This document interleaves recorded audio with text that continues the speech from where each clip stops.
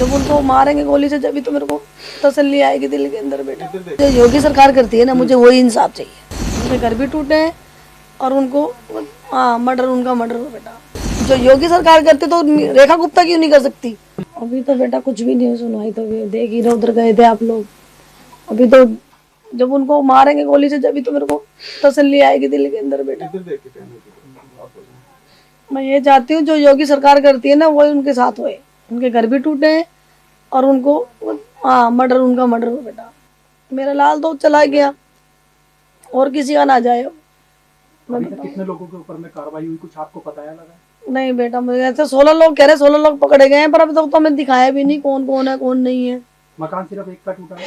वो टूटा क्या? वो तो सिर्फ जड़ा ही है बेटा, कुछ नहीं टूटा। वो तो बस रेलिंग ही तोड़ी उन्होंने। तो बस एक जरा सी पानी, बस पानी के छींटे गिरने में उसने इतना खत्म कर दिया, इतना वो कर दिया, मेरे बच्चा तक भी खत्म कर दिया उन्होंने। तो इसकी पूरी रियल क्या था, इसका जो शुरुआती जो दौर था? तो शुरुआती ये थी बेटा, वो जो भतीजी थी 7 साल की मेरी, वो दूसरी मंजिल पे खड़ी हुई थी और मैं नीचे जस्ट अपने घर के नीचे ही खड़ी हुई थी।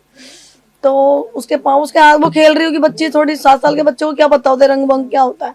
उसको छूट के, उसका पानी नीचे गिर गया, गुब्बारा नीचे गिर गया, उसको छूट के चंद जीटे उसके ऊपर, वो जो काली नाम की थी तो सायरा थी, उसके ऊपर गिर गए, उसके लग गया।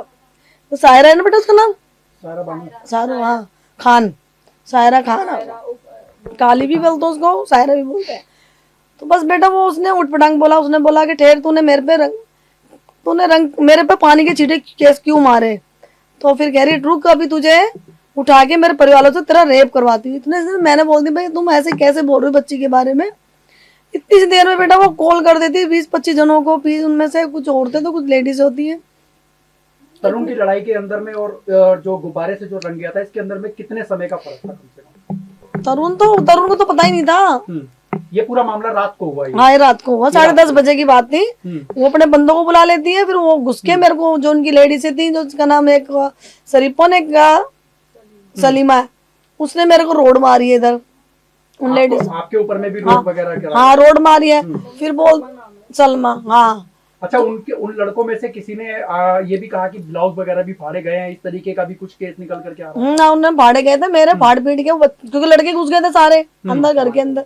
अब हमारा आदमी तो अपने तो उसके लिए तो देंगे, तो इतने समय में उन्होंने धक्का मुक्की कर दी और मेरे देवर को मारा और मेरे हस्बैंड को मारा और मेरे लड़के को मारा, और मेरे देवर के लड़के उसको मारा।